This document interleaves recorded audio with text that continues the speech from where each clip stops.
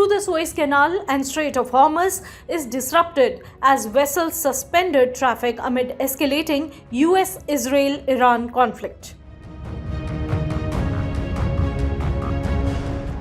On Feb 28, 2026, Iran's Islamic Revolutionary Guards Corps, that is IRGC, transmitted messages to vessels saying that the strait has been closed.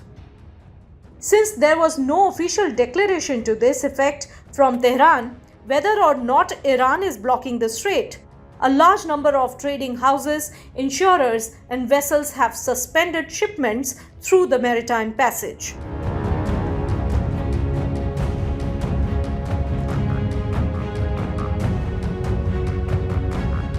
The strait lies between Oman and Iran and links the Gulf north of it with the Gulf of Oman to the south and Arabian Sea beyond. A fifth of global oil trade passes through Hormuz, making the disruption a major risk for energy markets worldwide, including India.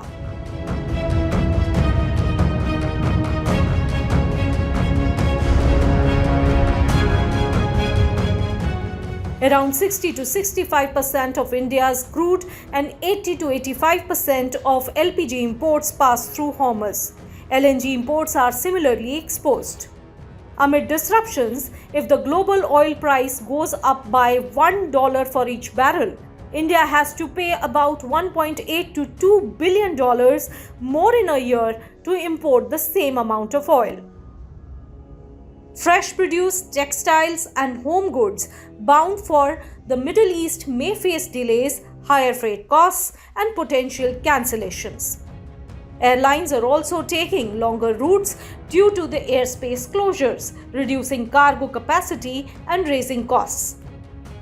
Whereas the exporters could face 25 to 30% higher shipping costs, war-related risks may not be covered under standard policies. Regional trade hubs are under strain as key ports like Dubai, Jebel Ali, and Ashdod are already experiencing scheduling disruptions impacting Middle East and North African region, African, and Gulf markets.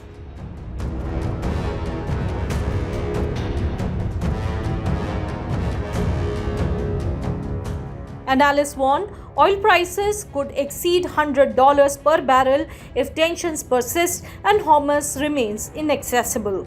Whereas the conflict could raise global freight rates, disrupt supply chains, and affect energy-dependent sectors including refining, chemicals, fertilizers, aviation, and transport. Any sustained closure could trigger payment delays, deferred orders, and inflationary pressure on India's economy while destabilizing global energy markets.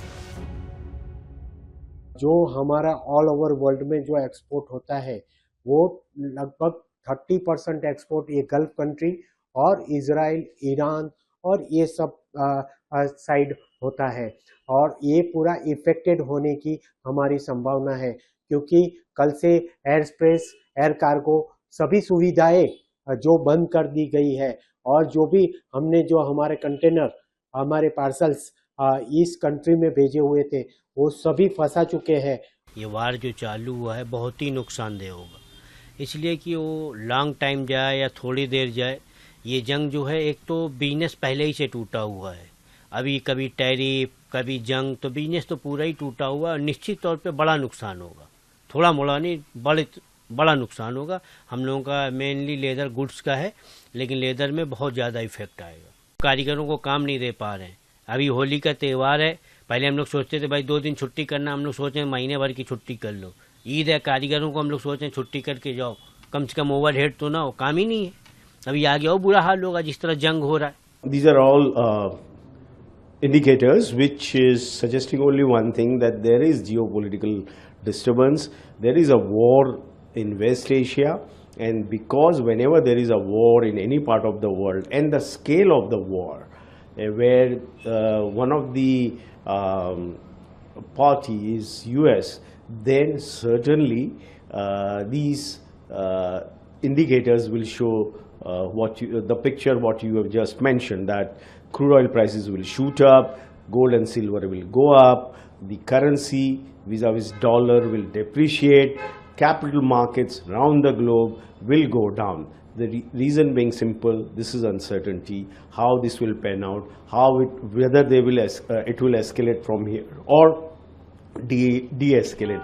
Everybody would wish that situation will de-escalate from here, but apparently it looks like that this aggression is going to go on for quite some time. Even after the killing of the supreme leader of Iran, they were hoping that there's going to be regime change, but it seems it has not yet happened. So we don't know how long this will last, and that is the reason that markets worldwide, they are down. Of course, our markets have shown some kind of resilience.